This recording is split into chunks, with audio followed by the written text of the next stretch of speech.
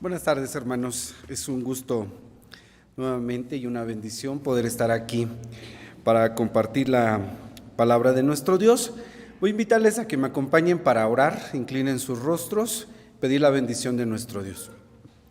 Señor, gracias porque este es el tiempo cuando tú tienes que hablarnos y queremos pedirte, Señor, que prestemos atención, que abras nuestros sentidos, que abras nuestro entendimiento para poder mirar, Señor, las maravillas de tu palabra, Señor, deleitarnos en ella, disfrutar el que tú nos hables, Señor, nos instruyas y nos guíes en todo. Que tu Espíritu Santo, Señor, que nos ha sido dado, pueda obrar en medio de nosotros, Señor, para que ninguno se distraiga, Señor. Que este tiempo sea de bendición espiritual para nuestras almas. Habla, Padre, que tus siervos, tus siervas podamos escuchar. En el nombre de Jesús, nuestro Señor. Amén. Amén. Unos días antes de que tomaran preso a nuestro Señor Jesús y lo llevaran a la cruz del Calvario, según narra el Evangelio que acabamos de leer, Mateo 21, dice que él pronunció dos parábolas. La segunda de ellas, la primera no la voy a comentar en esta ocasión. La segunda parábola dice así, aunque ustedes la conocen, síganme por favor. Habla de un propietario, un hombre que plantó un viñedo. Se dice que lo cercó, lo cavó en él un lagar para extraer el jugo de las uvas, cuidó de ese este lo diseñó de tal forma que esperaba recibir fruto a su tiempo. Pero dice también que este hombre, este propietario, lo dio en alquiler, lo dio para que alguien lo trabajara, lo entregó a lo que nosotros llamamos agricultores, personas que cultivan el fruto de la tierra.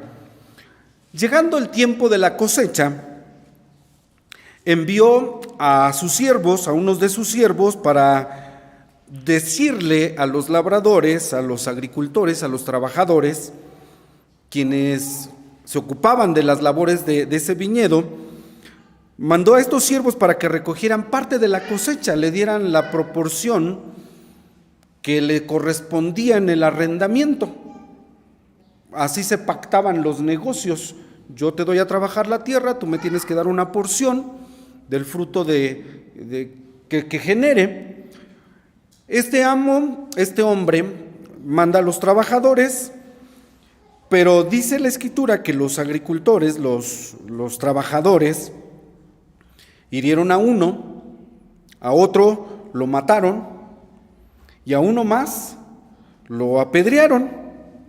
Y en esta historia que está narrando el Señor Jesús en esta parábola, dice que el dueño pues se sorprende, dice, ¿por qué han hecho esto los trabajadores con mis siervos?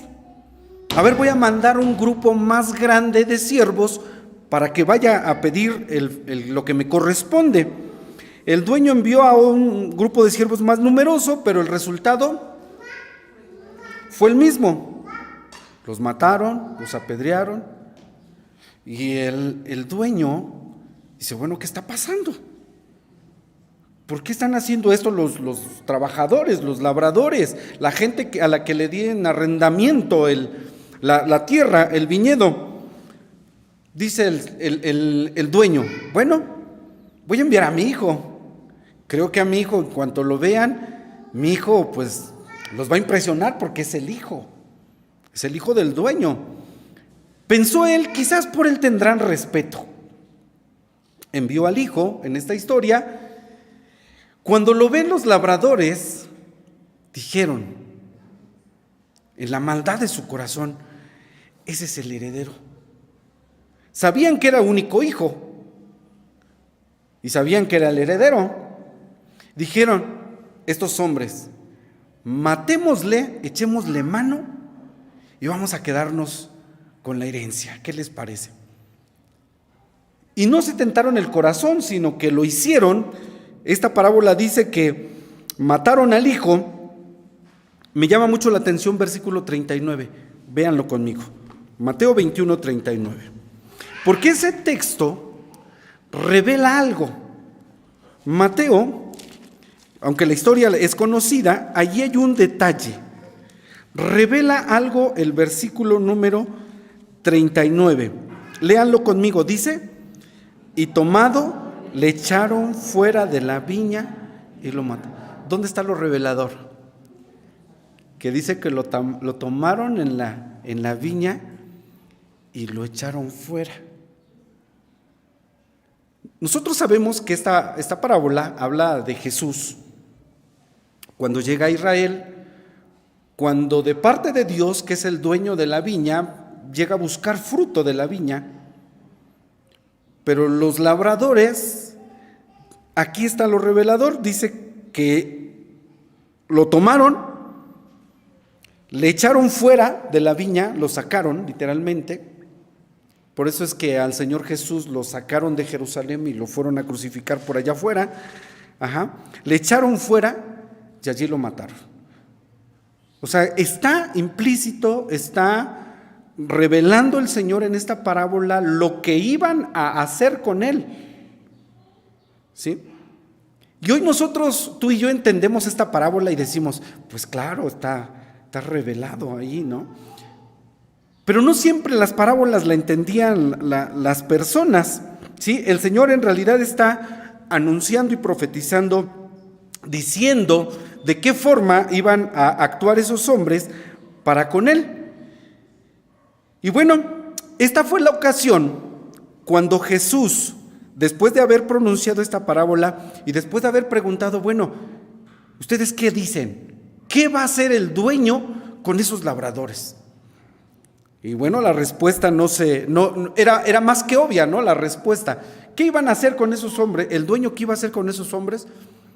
Dice, a los malos destruirá miserablemente y dará su viña a gente, a otros labradores que le paguen el fruto a su tiempo. Y aquí es cuando Jesús aprovecha para citar las palabras del Salmo 118. ¿Cuáles son esas palabras del Salmo 118? Versículos 22 y 23, vamos al Salmo 118.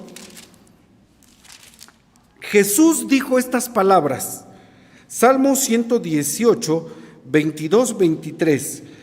La piedra que desecharon los edificadores ha venido a ser cabeza del ángulo.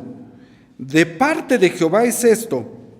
Es maravilla en nuestros ojos, dice el Salmo 118, 22 y 23. Es maravilla esto a nuestros ojos. Y de allí el título de nuestro tema, la piedra desechada. Jesús está citando este pasaje, pero lo dijo con estas palabras. La piedra que desecharon los que edificaban, esta fue hecha por cabeza de esquina, por el Señor. Es hecho esto y es cosa maravillosa a vuestros ojos, así lo dijo el Señor. Préstenme atención. La figura y la importancia de esta piedra es una referencia a los tiempos de Salomón. Cuando se estaba edificando el templo, cuando Salomón está construyendo el templo, se dice que cada piedra era labrada de una manera tan perfecta. La exigencia para colocar una piedra en la construcción del templo era tan perfecta que tenía que embonar cada piedra como los engranes, ¿sí? Era como formar un rompecabezas y cada piedra estaba diseñada, labrada, con el tamaño, con la proporción específica para ser colocada. No había ninguna otra piedra que ocupara otro lugar más que esa que tenía que colocarse ahí. Yo diría que tenía una precisión, a la hora de colocar esa piedra, una precisión robótica, diríamos nosotros en nuestro tiempo, ¿no? No fallaba, llegaba, se colocaba la piedra y embonaba tan perfectamente. Hay una historia en el Talmud, escuchen esto, hay una historia en el Talmud que dice, precisamente haciendo referencia a lo que les estoy comentando de los días de cuando se construía el templo. Esta historia del Talmud dice que mientras estaban construyendo, bueno, paréntesis, la construcción no es al estilo occidental, no es como hoy nosotros construimos, ¿sí? Quisiera comentarles un poquito más de esto. La construcción de aquellos tiempos era muy distinta. ¿Sí? Hoy nosotros construimos de una manera, pero nada más pensemos en un arco, en la forma de un arco, que creo que es lo que más se le parecía a lo que se hace referencia ahí. Dicen que cuando están construyendo el templo, esto lo dice el Talmud, se estaban requiriendo piedras y se mandaba a pedirlas a los canteros, la gente que labraba las piedras. Y dicen que un día mandaron una piedra de grande dimensión, pero nadie sabía dónde iba esa piedra. Con el tiempo en la construcción, esa piedra comenzó a estorbar un poco y dijeron, no, esta piedra, ¿de dónde es? Muévanla. Y esa piedra, ¿saben en dónde terminó? Dicen que les estorbaba ya tanto en la construcción que la tiraron por un acantilado. Y mientras avanzaba la construcción, llegó un momento en el que dijeron, oiga, falta la piedra principal. La piedra que precisamente unía a las demás piedras, la que les daba el soporte. Sin esa piedra no había forma, no había estructura, no había soporte de las demás piedras. Faltaba esa piedra. Y le dijeron a los labradores, oigan, a los canteros, oigan, falta la piedra principal. Y ellos enviaron respuesta y dijeron, ya se las mandamos, ustedes ya la tienen. Y entonces se acordaron, dijeron, la piedra que estaba aquí, ¿en dónde está? No, pues es que la arrojamos al acantilado. Fueron, la trajeron, dijeron, tráiganla, esa es la piedra que necesitamos. Esto lo dice el Talmud. El Talmud, para los que a lo mejor no saben, son relatos judíos que ayudan a entender ciertos pasajes de la Biblia. Ajá. Allá estaba yo viendo todavía un video anoche, donde en el área donde están los judíos, en Jerusalén, está dividida en 4 zonas, en 4 barrios. En el barrio de los judíos hay un espacio para ellos donde estudian la Torá y estudian el Talmud. O sea, el Talmud son esos relatos, esas historias que les ayudan a entender los pasajes bíblicos. Y bueno, ese Talmud dice que cuando fueron a traer la piedra y la colocaron, era perfecta. Esa era la piedra que les hacía falta. De allí se explican lo que se escribe en el Salmo 118 y lo que le ocurrió a Jesús cuando, después de haber citado la parábola que ya referimos, dijo, la piedra que desecharon los edificadores, esa es la piedra que da soporte a todo esto. Y cuando esta piedra, cuando el Señor está citando este salmo y hace una referencia a lo que los religiosos de Israel iban a hacer, dice la Biblia que ellos entendieron que se refería a ellos. Cuando Jesús cita esto, dice, la piedra que desecharon los edificadores ha venido. Al final de lo que leímos en Mateo 21, vamos otra vez a Mateo 21, dice que ellos entendieron, ahora sí entendieron a qué se refería el Señor. Dice, versículo 45, véanlo, porque de ahí vamos a extraer otra cosa. Dice, y oyendo, lean conmigo, y oyendo los príncipes de los sacerdotes y los fariseos sus parábolas, entendieron que hablaba de ellos. ¿Quiénes son los príncipes de los sacerdotes? ¿Se acuerdan? ¿Se acuerdan de quiénes estuvimos hablando en estos días de Semana Santa? Anás y Caifás. ¿Sí? Cuando el Señor preguntó, ¿qué se va a hacer con estos labradores malvados que atentaron contra el Hijo? Ellos entendieron que hablaba de ellos. Y entonces Jesús dijo directamente, el reino será quitado de ustedes y será dado a gentes, ahí la palabra griega es étnicos, va a ser entregado, vean lo revelador de que dice el Señor, esto va a ser, la viña va a ser entregada a étnicos, a gentiles, que van a dar fruto de la viña. Cuando oyen esto los príncipes de los sacerdotes, tenían razones de peso para enojarse. Entendieron, dice, que hablaba de ellos. Y a partir de ese momento buscaban cómo echarle mano. Estas parábolas fueron determinantes, creo yo que para Caifás llevar a cabo su plan maléfico. Juan 18:14. Vean Juan 18:14. Porque ahora que los príncipes de los sacerdotes han entendido que esa parábola se refería a ellos, buscan la forma de echarle mano, pero vean lo que dice Juan 18:14.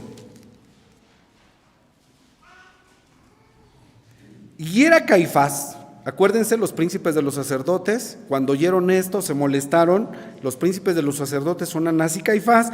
Dice versículo 14 de Juan 18, y era Caifás el que había dado el consejo a los judíos que era necesario que un hombre muriese. ¿Esto lo hace qué? A Caifás. El autor intelectual, él ya había decidido, ya había determinado, ya le había dicho a los judíos que era necesario que un hombre muriese. Cuando oye esta parábola y entiende que está hablando de ellos, ¿saben el coraje, el enojo de este hombre? Ya había dicho a los judíos, es necesario que muera un hombre, ya como que iba arreglando todo. Ahora está sumamente furioso Caifás y da el consejo, dice, un hombre tiene que morir. Sabe que las palabras que acaba de decir Jesús se referían a ellos. Dice, ¿cómo que va a dar la viña a gentiles, a étnicos? Esa es la palabra que se utiliza ahí en griego. Y ahí está lo revelador, ¿no? El Señor decía, esto va a ser entregado a los gentiles, ¿no? Y los gentiles van a dar fruto. Bendito sea Dios, hermanos, que hasta el día de hoy entre los gentiles se sigue dando ese fruto. Pero tengo que decir algo acerca de lo que dijo Jesús, de la piedra desechada. El Señor fue desechado, creo que desde pequeñito.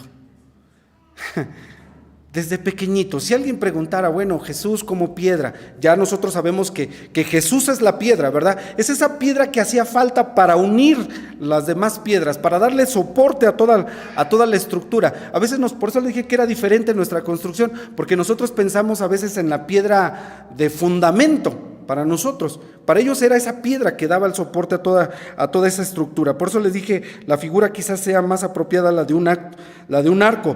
Hermanos, Jesús sufrió desde el principio en llegar a este mundo. Es más, el hecho de humanarse, ¿sí? Ya era rebajarse. Dice Pablo a los filipenses, el Señor se anonadó, se hizo como nada. Miren, el Señor, espero que me entiendan esta expresión, el Señor no tuvo un valor a los ojos del hombre, a los ojos de su pueblo. Por eso dice, se anonadó, se hizo como nada, rebajó su valor. No tenía importancia a los ojos de los judíos o de muchos de ellos, hablando de la mayoría. No tenía ningún valor, no había ningún aprecio para Jesús. Ustedes lo han de recordar. Es más, su imagen no era atractiva. La personalidad de Jesús, su físico no era atractivo. ¿Se acuerdan lo que dice Isaías allá en el capítulo número 53? Dice que no había parecer en él, no había atractivo en Jesús. ¿Sí? Él era rechazado. Si alguien lo juzgaría por su aspecto físico, por su apariencia, la gente lo rechazaría. No es la imagen que hoy se ha vendido a la gente. No hay parecer, no hay atractivo en su persona, ¿sí? Él no traía una ropa de marca, porque él ocupó un lugar en la escala más baja de la sociedad, de la economía de Israel en aquel tiempo. Ustedes recuerdan que cuando Jesús fue presentado, sus padres lo que llevaron fueron un par de tórtolas.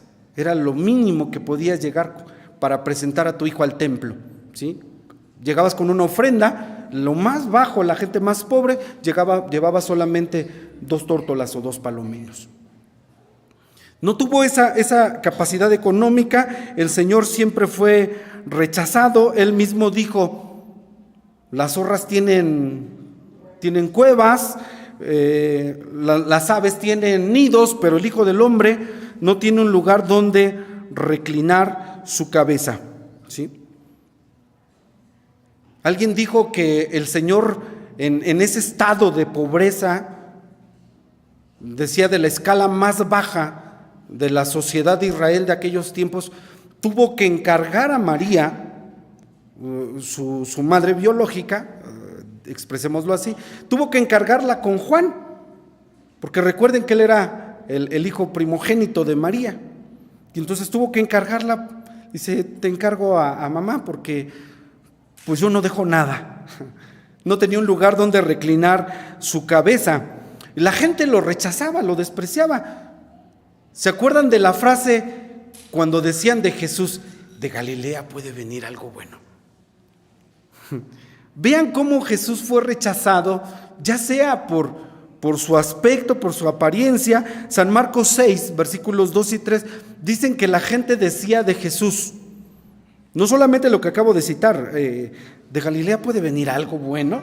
¿Hay algo bueno que venga de allá?, decían las personas. Marcos 6, versículos 2 y 3, dice que se escandalizaban en él, decían: ¿no es este el carpintero, el hijo de María? Vean, ni siquiera citaban, como se citaba a los hombres, la referencia paterna. Es decir, si dijéramos hoy alguna referencia de Ruth, diríamos: Ruth, hija de Fermín. Así lo hacían los judíos. Rogelio, hijo de Efraín. Jaciel, hijo de Sergio. Citaban al papá.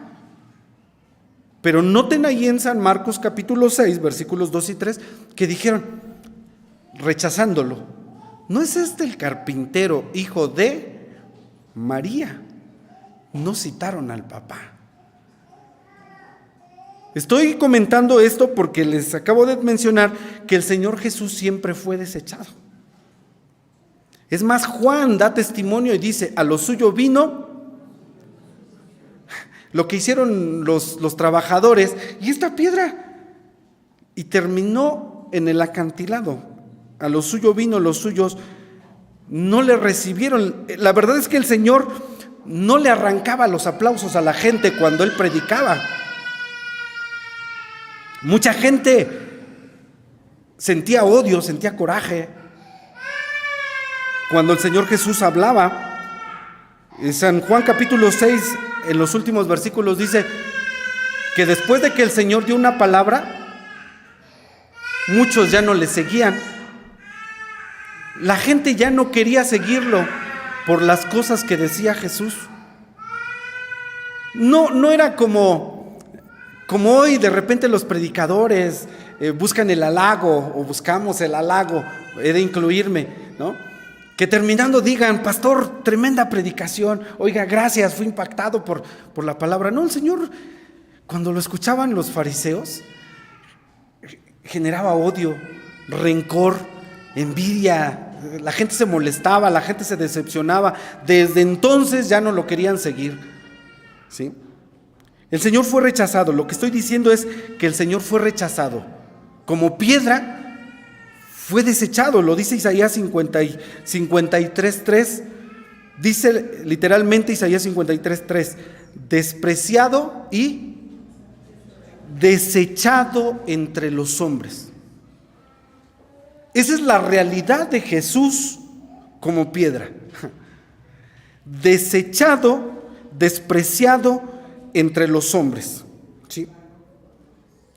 Pero el Señor Jesús prefirió obedecer a su Padre, hablar lo que Él tenía que hablar, decir las cosas como las tenía que decir. Cuando Él dijo: la piedra que desecharon los edificadores ha venido a ser la piedra principal, la piedra de ángulo, ¿sí? La piedra perfecta que encajaba, ¿sí? Jesús no encajó en los conceptos religiosos de Anás y de Caifás. Por eso fue rechazado, porque no encajaba, no estaba diseñado para ello. Y por eso es que Jesús dijo lo que ya hemos mencionado: la piedra que desecharon los edificadores. Lo está diciendo con valor, pero el Señor está en realidad obedeciendo. Él le dijo a sus discípulos: miren, las palabras que yo os digo no son de mí, son de mi Padre, ¿sí? Cuando Jesús estaba orando con sus discípulos o por sus discípulos, esto lo registra Juan capítulo 17 versículo 8, en lo que llamamos o conocemos como la oración pontificia de Jesús. Él dijo lo siguiente: Padre, las palabras que me diste les he hablado.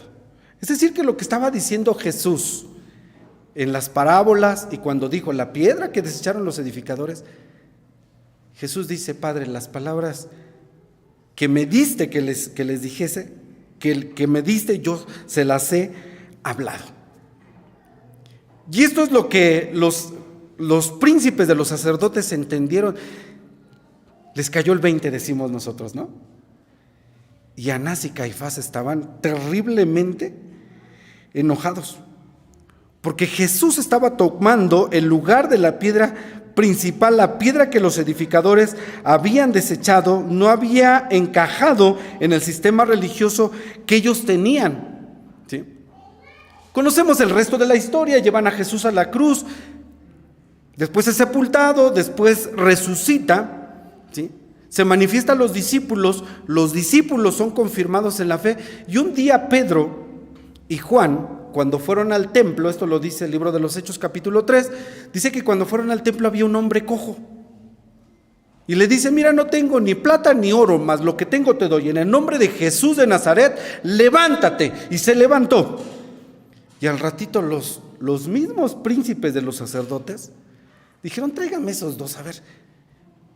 Cuando llegan al concilio para ser juzgados, Pedro y Juan, ellos dicen: bueno, a ver, señores, hoy somos demandados por una señal que se hizo en el nombre de Jesús.